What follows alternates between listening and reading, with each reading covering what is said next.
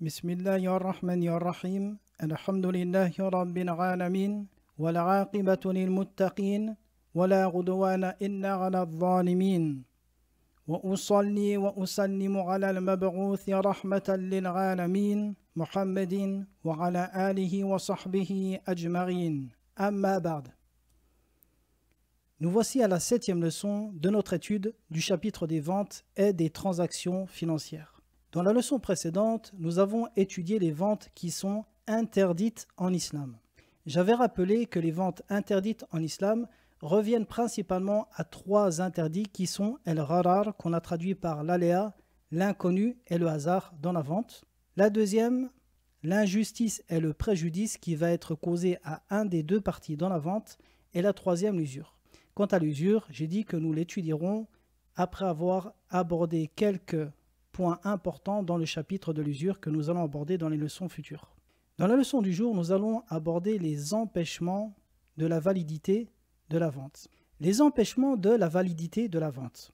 Comme nous l'avons dit, le jugement en islam, le jugement d'une chose, par exemple une vente bonne, une vente valide, ou alors une prière acceptée, une prière rejetée, repose sur le respect de ces conditions et l'absence des empêchements. Par exemple, la prière, ses conditions sont les ablutions, se cacher les parties intimes, l'entrée du temps, la direction vers la qibla et ainsi de suite jusqu'à la fin des conditions de la prière qui sont connues. On pourrait mentionner maintenant que lorsqu'une personne remplit les conditions de la prière, mais qu'un empêchement vient subvenir dans la prière, eh bien celle-ci est caduque. Un empêchement, on pourrait très bien dire que cette personne, pendant la prière, verrait son vêtement souillé, par exemple, par une éclaboussure d'excréments sur son qamis. Eh bien, ceci est un empêchement qui viendrait invalider sa prière. Eh bien, il en est de même pour les ventes. Aujourd'hui, nous allons voir quelles sont les choses qui peuvent invalider la vente malgré que toutes les conditions soient réunies. Très bien, quant à la définition de l'empêchement, sachez que la définition de l'empêchement dans le langage scientifique des jurisconsultes, c'est exactement le contraire de la définition de la condition. Ils disent de la condition, c'est ce dont l'absence implique l'inexistence et ce dont la présence n'implique pas l'existence. C'est-à-dire, lorsque la condition est inexistante, eh bien le jugement également est invalide. Par exemple, une personne qui n'a pas les ablutions. La condition ici est inexistante, eh bien la validité de la prière également est inexistante. Mais dont l'existence ou dont la présence n'implique pas la validité de la chose. Par exemple, une personne qui a ses ablutions n'implique pas forcément que sa prière est valide. De même que cela n'implique pas qu'il prie tout court. Eh bien, ils disent de l'empêchement du jugement que c'est exactement le contraire de la condition. Donc, l'empêchement, nous dirons, c'est ce dont la présence implique l'inexistence et dont l'absence n'implique pas l'existence. Bon, c'est un peu compliqué en français, mais c'est comme ça qu'il l'explique dans le Usul al-Fiqh. En résumé, la condition doit être toujours présente pour la validité de la chose et l'empêchement doit toujours être inexistant pour sa validité. Donc il faut que les conditions soient présentes et les empêchements inexistants. Les empêchements dans le chapitre de la vente reviennent principalement à 3 choses. La première chose, la sacralité du lieu. La deuxième chose, la sacralité du temps du contrat de la vente, c'est-à-dire le moment où la vente a été contractée. La troisième chose, la sacralité de l'objet de la vente. Le but ici est de comprendre que lorsque toutes les conditions sont réunies, la base est que la vente est effective. Seulement, il faut prendre en compte que dans certains cas, il y a des choses que le messager d'Allah alayhi salatu wassalam, ou des choses qui furent mentionnées dans le Coran qui impliquent l'invalidité de la vente. Pourquoi? Car ces choses sont des empêchements directs à la concrétisation de la vente. Parlons tout d'abord de la sacralité du lieu. Un exemple, le fait de vendre dans la mosquée. Une mosquée, c'est sacré, c'est les maisons d'Allah. Et le messager d'Allah alayhi salatu wassalam, nous a interdit de vendre dans les mosquées. Que ce soit la vente à l'étalage, c'est-à-dire étaler de la marchandise dans celle-ci, ou alors de proposer de la marchandise dans celle-ci. Abu Huraira rapporte que le messager d'Allah alayhi salatu wassalam, a dit « Lorsque vous voyez quelqu'un vendre ou acheter dans la mosquée, dites-lui qu'Allah ne fasse pas prospérer ton commerce. » Rapporté par An-Nasa'i et At-Tirmidhi. On comprend de ce hadith par le fait que le messager d'Allah alayhi salatu wassalam, nous a enjoint d'invoquer contre la personne qui commerce dans la mosquée que ceci est interdit. Donc le jugement de vendre dans une mosquée est que c'est interdit par la sunna du messager d'Allah alayhi salatu wassalam. Ceci, c'est le jugement de vendre dans les mosquées. Donc il est interdit. Une personne qui ferait cela commettrait un péché. Très bien, maintenant parlons de la vente en elle-même. Sachez que la base d'une chose interdite est son invalidité, que celle-ci est caduque. Je répète, ceci est une règle. La base dans l'interdiction d'une chose est son invalidité et le fait que celle-ci est caduque. Lorsque le messager d'Allah alayhi salatu wassalam, interdit une chose, eh bien cette chose, son jugement est qu'elle est caduque et invalide. Bon, il y a des détails sur cette règle que nous verrons dans Usul al-Fiqh, mais ceci est la base. De là, on comprend que le messager d'Allah alayhi salatu wassalam, dans ce hadith, nous a interdit de vendre dans la mosquée. Eh bien, par rapport à cette règle, nous disons que cette vente est caduque. Ici, il y a deux choses à prendre en compte. Le fait de vendre dans la mosquée, c'est un jugement. On va dire qu'il est haram de vendre dans la mosquée.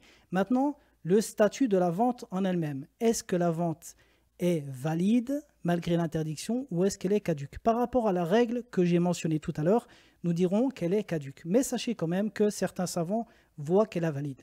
Quant à nous, nous disons que le jugement de la vente, eh bien, c'est que celle-ci est caduque chez les savants de l'école Hanbali et également l'imam As-San'ani et l'imam Ash-Shawkani. Et c'est l'avis de Cheikh Ibn Baz, rahimahullahu ta'ala. Très bien, ça c'est ce qui concerne la sacralité du lieu. Deuxièmement, la sacralité du temps. Un exemple, vendre après le deuxième appel à la prière le jour du vendredi pour celui à qui incombe la prière du vendredi. Attention, la prière du vendredi n'est pas obligatoire pour tout le monde. Le messager d'Allah alayhi salatu wassalam, a exempté de son obligation la femme, l'esclave, l'enfant et le voyageur. Maintenant, tout homme, pubère, résident, libre, il lui incombe d'assister à la prière du vendredi lorsqu'il y a une prière du vendredi à proximité de chez lui. Très bien, donc le cas de cette personne. Lorsque le deuxième appel à la prière le jour du vendredi, pour la prière du vendredi, se fait entendre, il est interdit de vendre et d'acheter. Pourquoi? Comme c'est venu dans le verset où Allah a dit « Ya ayyuhalladhina amanu » إذا نودي للصلاة من يوم الجمعة فاسعوا إلى ذكر الله وذروا البيع. Dans le sens de ce verset, ô vous qui avez cru, quand on appelle à la prière du jour du vendredi, accourez à l'invocation d'Allah et laissez tout négoce. Donc dans ce verset, Allah nous ordonne de délaisser tout négoce lorsque l'appel à la prière se fait entendre. Et il s'agit ici du deuxième appel à la prière pour la prière du vendredi.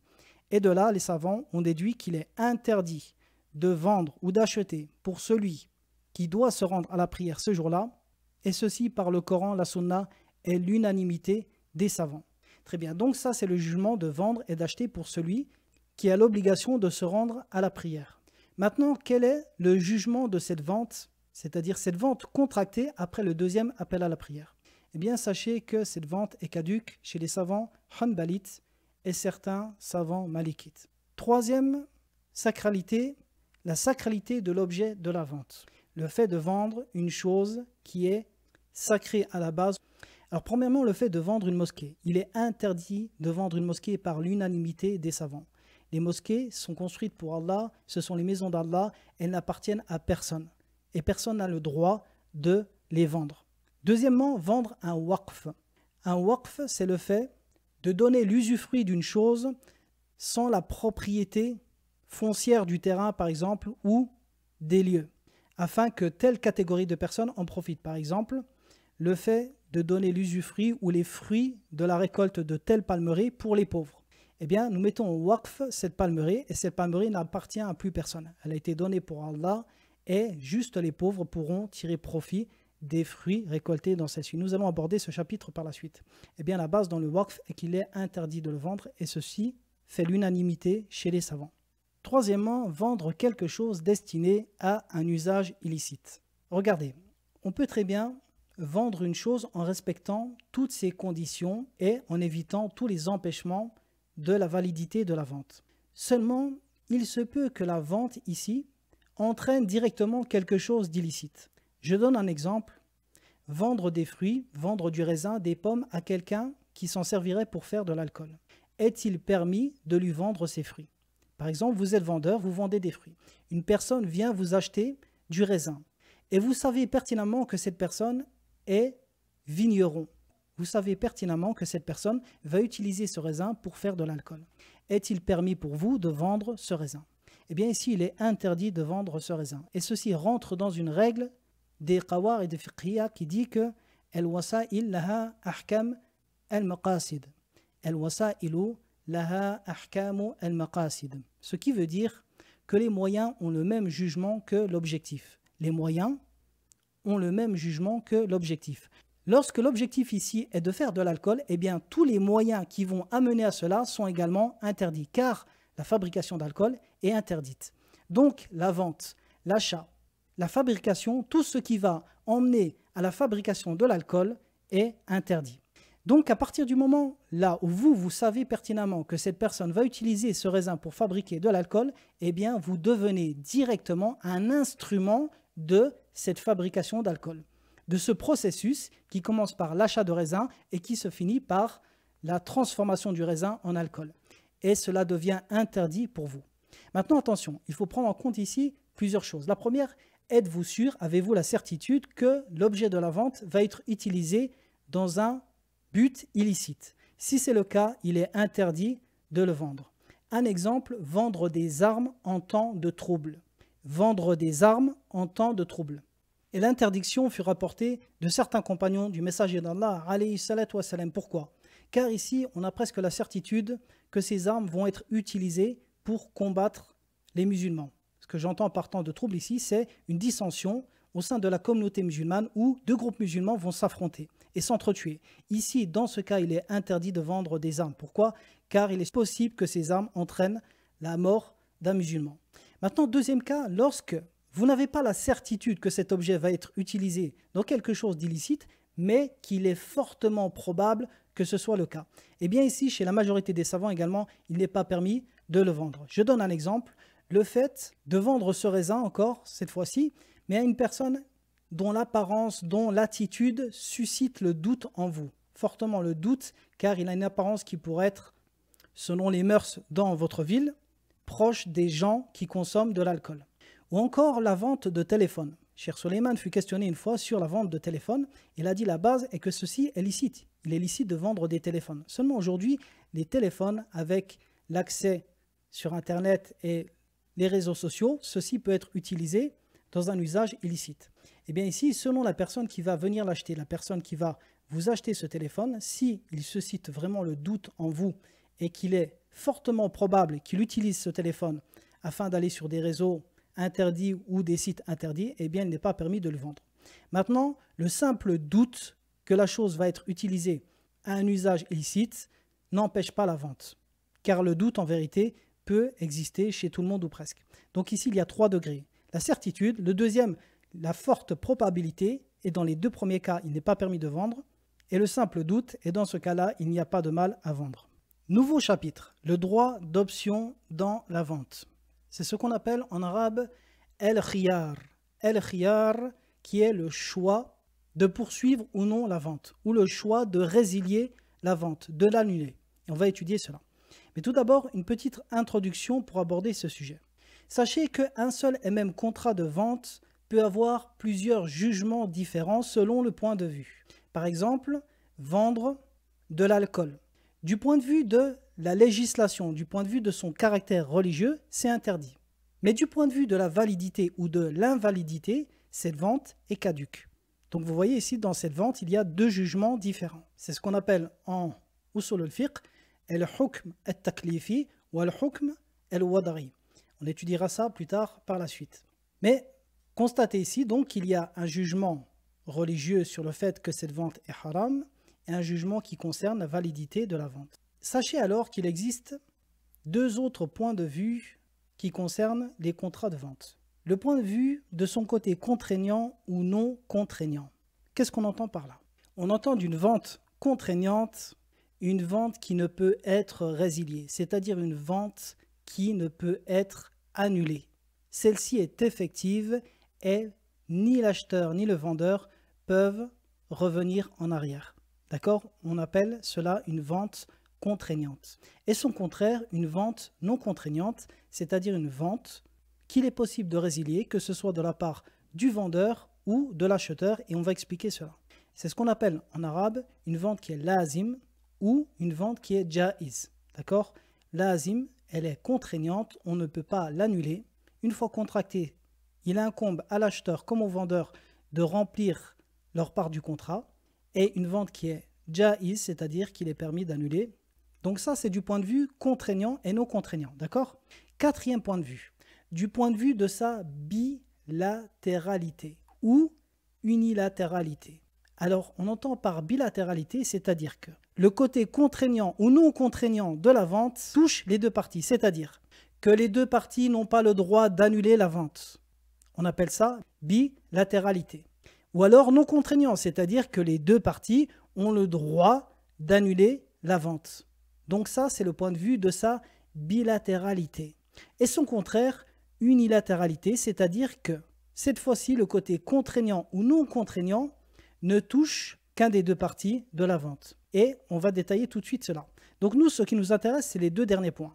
Du point de vue de son côté contraignant ou non contraignant et du point de vue de sa bilatéralité ou unilatéralité.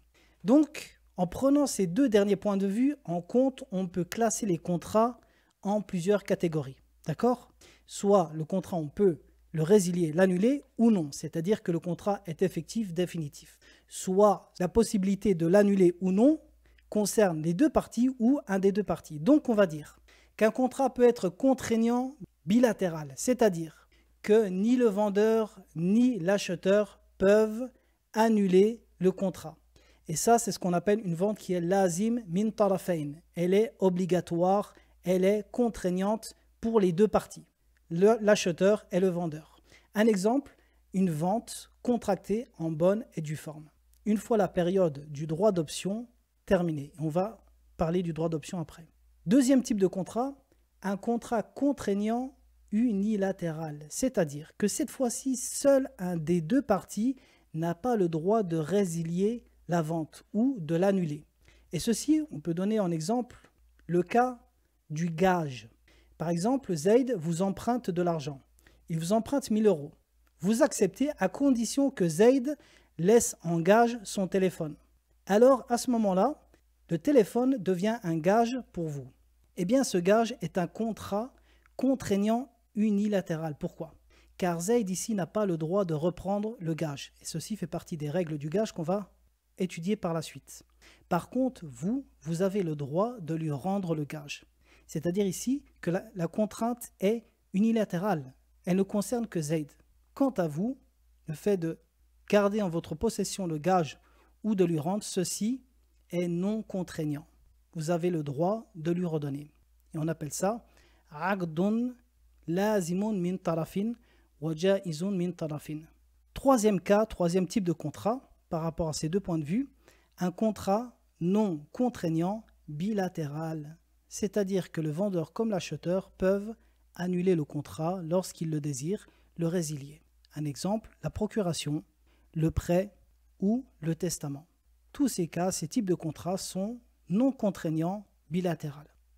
Donc vous comprenez ici que le contrat en lui-même possède des degrés différents dans l'obligation de le remplir ou non. Il est possible qu'un contrat non contraignant ne soit pas rempli et que le vendeur ou l'acheteur décide de le résilier, d'accord? Par contre, il existe des contrats qui sont contraignants, bilatéral ou unilatéral, et dans ce cas-là, il faut que la personne remplisse sa part du contrat. Très bien, parlons maintenant du droit d'option dans la vente. Qu'est-ce que c'est? Le droit d'option dans la vente s'appelle en arabe el-khiyar. El-khiyar qui veut dire littéralement le choix, c'est-à-dire le choix de poursuivre ou non cette vente, de poursuivre ou de renoncer à l'acquisition de cette chose ou au fait de vendre cette chose. Donc le droit d'option, c'est quoi? C'est le droit de pouvoir renoncer à cette vente ou de la poursuivre. Très bien, quel est le jugement du droit d'option en islam? Le droit d'option en islam est de plusieurs types. Il est de 7 types précisément chez les savants hanbalites et on va les aborder. Mais dans l'ensemble, Le droit d'option, el-khiyar, est légiféré chez l'immense majorité des savants. Seulement, vous trouverez peut-être que tel ou tel type n'est pas accepté chez telle école ou telle école. Mais voilà, dans l'ensemble, el-khiyar, le droit d'option est une chose qui est légiférée et par laquelle les jurisconsultes ne cessent d'œuvrer. Sachez que certains des types de droits d'option sont légiférés directement par la législation. Le messager d'Allah, alayhi salatu wassalam, a mentionné certains de ces types. Mais également, les contractants de la vente peuvent conditionner le droit d'option pour un des deux parties ou pour les deux parties. Et nous allons voir cela.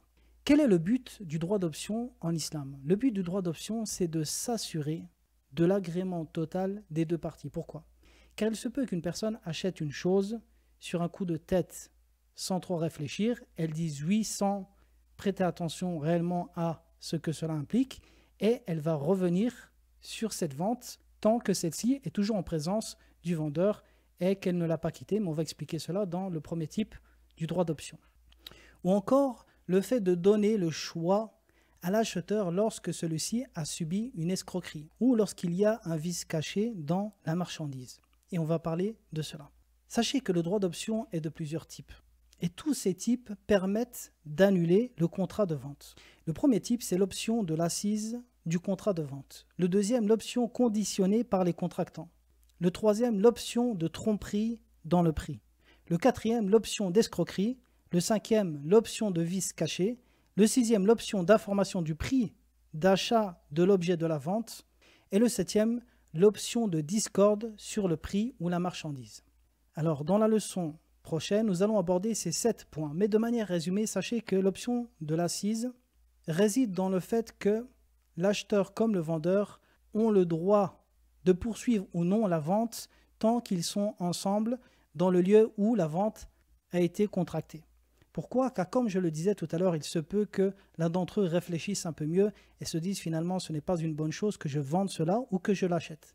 Eh bien, tant qu'ils ne se sont pas séparés, ils ont droit de revenir sur la vente. Ce qui veut dire que lorsque le vendeur et l'acheteur contractent cette vente et qu'ils ne se sont pas encore quittés, cette vente est non contraignante bilatérale. C'est-à-dire que les deux ont le droit de la résilier.